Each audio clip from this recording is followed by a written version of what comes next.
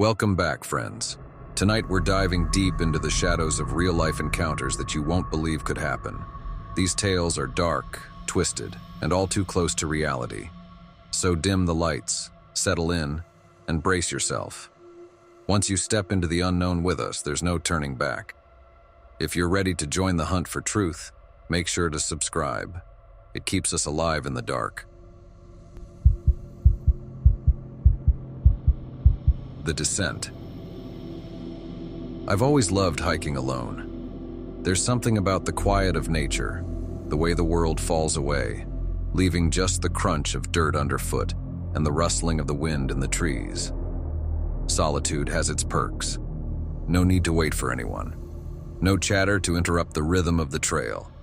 It's just you and the earth beneath your boots. That's how I found myself heading deep into the Appalachian Mountains last fall, looking for an adventure. I'd heard stories about a stretch of forest here that wasn't on any official trail maps, known only to the locals as the descent. No one knew much about it except that it wasn't a path people used often. It didn't show up on satellite maps, and you couldn't find it on any GPS. That intrigued me. I'm drawn to places where the world feels untouched, where you can feel the weight of history pressing down from all sides. I started the hike early, before dawn. The crisp air carried the scent of pine and damp earth, and my boots crunched satisfyingly against the fallen leaves. As I ventured farther from the main trail, the trees grew denser and the sounds of the forest changed. Birds that had been singing seemed to go quiet, replaced by the steady drone of insects. The sunlight, once bright and clear, became muted as the canopy above thickened. I had a routine when I ventured off trail. Just like with every hike, I brought my pack full of supplies, but I also carried a small notebook.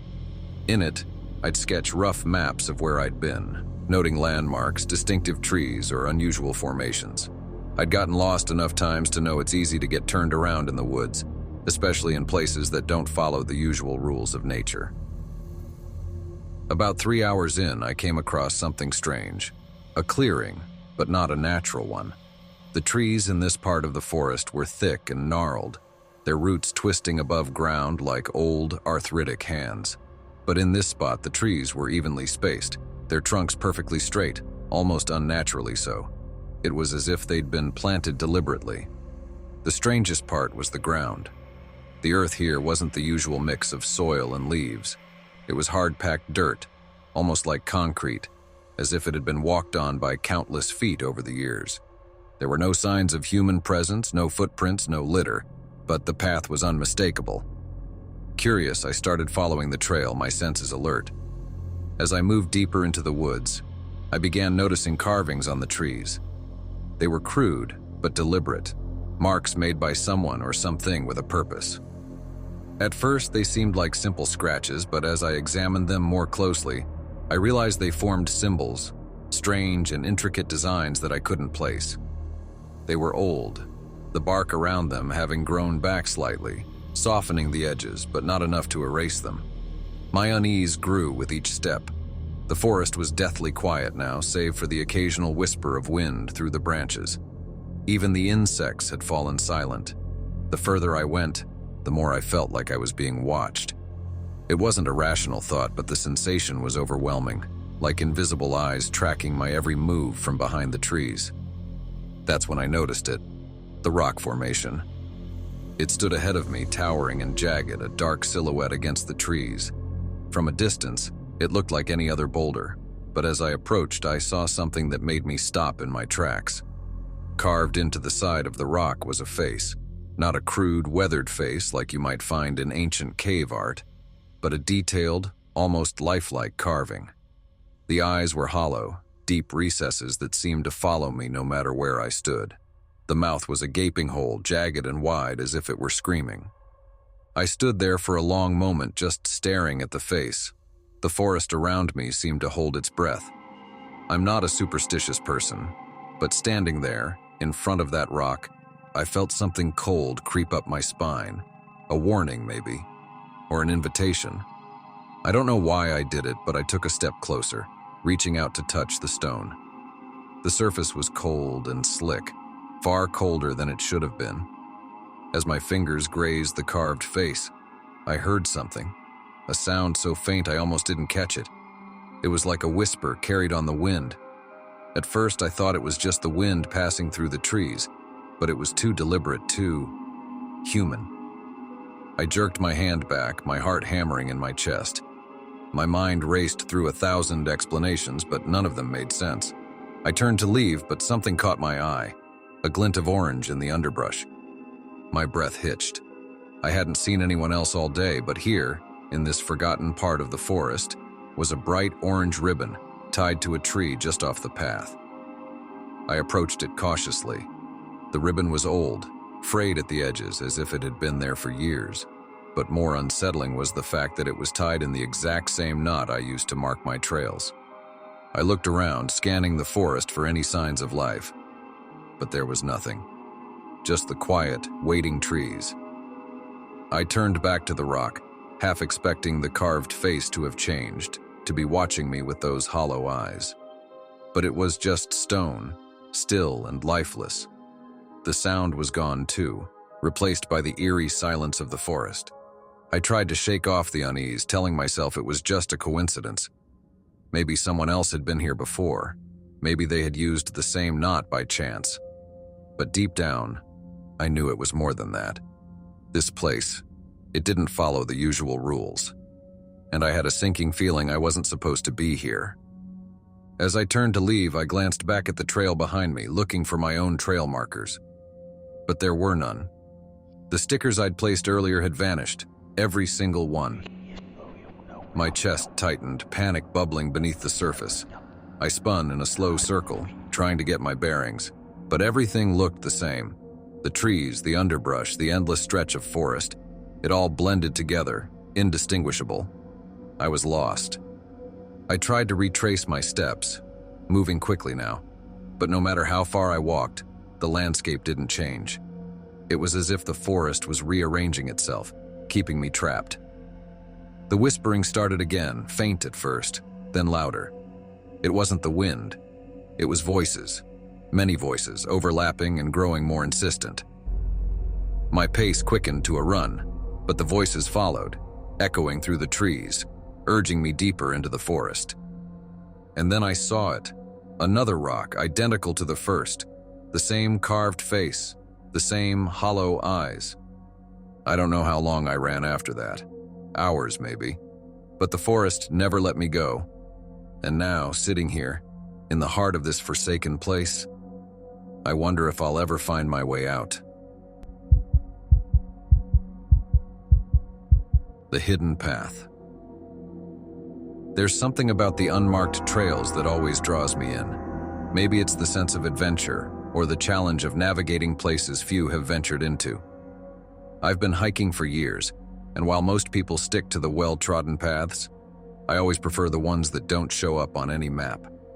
That's how I found myself in Dudleytown Forest, a place with a reputation so sinister, most locals avoid it at all costs.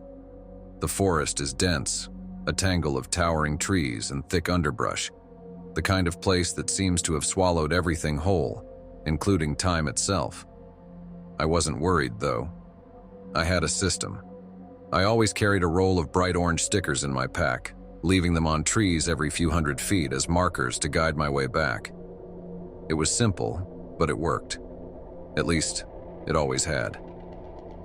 The day I ventured into Dudleytown started out like any other hike. The air was crisp, the sky a clear blue, and the forest was alive with the sound of birds and rustling leaves. The deeper I went, though, the quieter it became. After a couple of miles, the only sound was the crunch of my boots on the forest floor. Even the birds seemed to have vanished. I pressed on, my pace steady as I left a trail of stickers behind me. I didn't really believe in the ghost stories surrounding Dudleytown, but I couldn't deny there was something off about the place. The trees here seemed older, more twisted, their branches like gnarled hands reaching toward the sky. The air felt heavy, as if the forest itself was watching me. After an hour or so, I noticed something strange. There were carvings on the trees, symbols I didn't recognize, etched deep into the bark. They weren't random scratches or natural formations. Someone had made these deliberately. The symbols varied in size, some small enough to fit in the palm of my hand, others stretching several feet across the trunks. I paused to examine one, running my fingers over the grooves. It was freshly carved, the edges still sharp. I told myself it was probably just the work of some bored hikers or maybe local kids trying to scare people, but the symbols didn't feel like a joke. They had an air of ancient intent, like they meant something important, something I couldn't quite grasp. I kept moving, though the unease settled in my gut like a stone. Every now and then I glanced over my shoulder, half expecting to see someone, or something, behind me. But there was nothing, just the trees and the thickening silence. That's when I heard the footsteps. At first they were faint, barely audible over the crunch of leaves beneath my boots. I stopped, straining to listen. The sound stopped too. I stood there, holding my breath, waiting for it to start again. After a minute of silence, I shook my head, telling myself it was just an animal, maybe a deer moving through the underbrush. But as soon as I started walking again, the footsteps returned, louder this time, more deliberate. They matched my pace, each step echoing mine like a shadow following just out of sight. A chill ran down my spine, but I forced myself to keep moving. I'd been in plenty of forests before, heard plenty of strange noises. There was no reason to panic. I focused on the trail ahead, on the orange stickers marking my way. As long as I had my markers, I knew I could find my way out. Except when I glanced at the next tree where I'd placed a sticker, it was gone. I frowned, scanning the area. Maybe I'd just missed it, or the wind had blown it off. But as I walked forward, I realized something far more unsettling. Several of the stickers were missing. Not just one or two, but all of them. My heart began to race as I checked the trees where I'd left my markers. Every single sticker had been removed. Someone had been following me. Someone had moved them. I stood there, frozen, my mind racing. Who would do that? Why? I thought about the strange carvings, the footsteps. The forest felt different now, darker, more oppressive. The trees seemed to loom closer, their branches twisting toward me like skeletal fingers. Then I heard it again. The footsteps. But this time they weren't behind me. They were ahead. My pulse quickened as I looked down the path. Through the trees I saw a flash of movement. Something or someone darting between the trunks. The footsteps grew louder, faster. I didn't wait to find out who it was. I turned and ran. My legs burned as I sprinted through the forest, dodging branches and leaping over fallen logs. I glanced back only once and saw a figure, a dark shape moving through the trees, too fast to be human. The footsteps were right behind me now, pounding the earth with an unnatural rhythm. Panic surged through me as I realized I had no idea where I was. Without my stickers, I had no way of retracing my steps. I was lost in the heart of Dudleytown, with something hunting me. I ran until my lungs screamed for air, until my legs felt like they would give out. Just when I thought I couldn't go any farther, I saw it. A cave. The entrance was hidden behind a thicket of bushes, barely visible in the dim light filtering through the trees. Desperate, I veered toward it, ducking through the underbrush. The cave was dark, the entrance wide enough to swallow me whole. I hesitated for only a second before diving inside. The footsteps stopped abruptly at the entrance, and I pressed myself against the cold, damp wall, listening, waiting. Silence. I stayed there for what felt like hours, my breath coming in ragged gasps, my heart pounding in my chest. Eventually, when I was sure the footsteps were gone, I crawled out of the cave. The forest was still, the air thick with tension, but the figure, whatever it had been, was gone. I didn't wait to find out if it would come back. I sprinted through the forest, no longer caring about my markers or the path. I just ran. Somehow, by sheer luck, I found my way back to the edge of the forest where my car was parked. I collapsed into the driver's seat, my body shaking, my clothes torn and dirty. As I drove away, I glanced in the rearview mirror, half expecting to see something following me.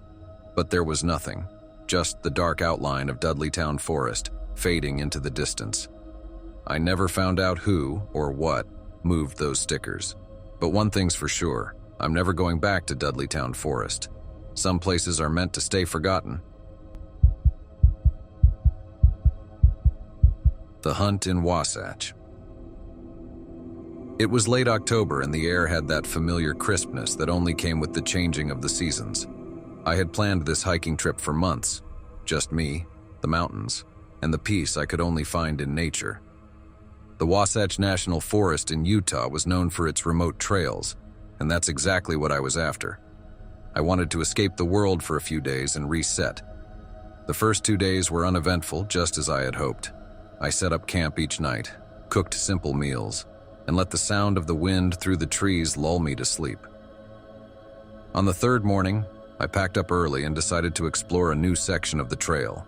The sun was still low in the sky, casting long shadows through the trees, and the trail ahead seemed untouched, exactly the way I liked it.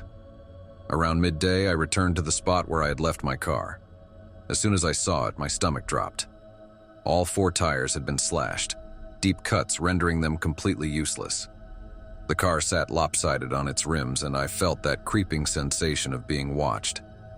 My first thought was that maybe some mischievous kids had done this, but there was no sign of anyone around. The area was completely deserted, or so I thought. The nearest town was miles away, and there was no cell signal out here, not even a bar. It was 2009, and I didn't have the luxury of a smartphone or GPS to call for help. Instead, I carried an old flip phone, the kind you used for emergencies, if you were lucky enough to get service. A sudden snap of a branch from the tree line pulled me out of my thoughts. I glanced around, scanning the woods, but saw nothing. Maybe it was just an animal. But then I saw movement, a quick flash of something dark darting between the trees. My heart raced as I tried to shake off the growing unease. I told myself it was nothing. After all, I'd been hiking alone for years. I knew these woods. There was no reason to panic. But that feeling of being watched wouldn't go away. I couldn't shake the notion that someone, or something, was out there, following me. I started walking, trying to think rationally. The nearest ranger station was a good 3 miles up the trail. I could make it before nightfall if I kept a steady pace. But as I moved, I kept hearing sounds, rustling leaves, twigs snapping underfoot, too synchronized to be wildlife. It was as if they were mirroring my steps. After an hour of walking, I spotted something up ahead, a small clearing. Relief washed over me when I saw a dirt road cutting through the forest, leading up to a ranger's outpost. I picked up my pace, but as I reached the edge of the clearing, I froze. There were symbols carved into the trees surrounding the road. They weren't anything I recognized, but they gave off a strange, almost menacing vibe. The carvings were deep, as if whoever made them wanted to leave a permanent mark. I ran my fingers over the rough bark trying to make sense of it, but my gut told me to move. I didn't get far before I heard it, a soft, deliberate whistle from behind me. I turned quickly, scanning the woods, but saw nothing. The whistle came again, this time from my left and then my right. My pulse quickened. Someone was out there playing a game with me. My mind raced through the possibilities. Was it some local trying to scare me off their land? Or something more sinister? Panic set in. I took off running down the dirt road, my boots pounding against the ground. The whistling continued, growing louder and more erratic. And then, just as suddenly as it started, it stopped. The silence was worse. The ranger station came into view just as the last light of day started to fade. I sprinted to the door and banged on it, praying someone was inside. After what felt like an eternity, a ranger opened the door, a tall, grizzled man with a serious expression. I barely got the words out, explaining what had happened with my car and the strange whistling. He listened quietly, his face unreadable, then nodded slowly. "You're lucky you made it here," he said, his voice low. "We don't usually talk about it, but there are stories about groups living out in these woods, not the friendly kind." "What do you mean?" I asked, my voice shaking. The ranger looked around as if checking for anyone listening. There have been reports over the years, hikers going missing, strange symbols carved into the trees like the ones you saw. We've found campsites, old fires, but no people. Most of the time nothing comes of it, but every once in a while someone gets too close to something they shouldn't. I felt a chill run down my spine. What do they want? The ranger shook his head. Don't know, and I don't plan on finding out. Best thing you can do is stick with me until morning, then I'll get you out of here, safely. That night I barely slept. Every creak, every rustle of the wind outside the station had me on edge. I kept thinking about those symbols, the slashed tires, the whistling. I knew I'd been followed. I knew they were still out there. The next morning, the ranger drove me back to my car. We found the tires slashed, just as I'd left them, but there were no footprints, no sign of anyone having been there. The ranger helped me contact a tow truck, and by midday, I was on my way back to civilization. As we parted ways, the ranger gave me a final warning. You got lucky this time. Stay away from these woods. Some things out here don't want to be found. I never returned to the Wasatch National Forest after that.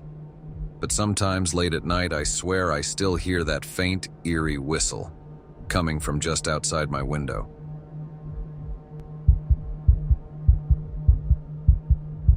Thank you for joining us on this journey through the shadows. If you found yourself looking over your shoulder tonight, don't forget to subscribe. It helps keep these stories alive and brings you closer to the mysteries waiting in the dark. Until next time, stay vigilant, stay curious, and remember, some paths once walked can never be left behind.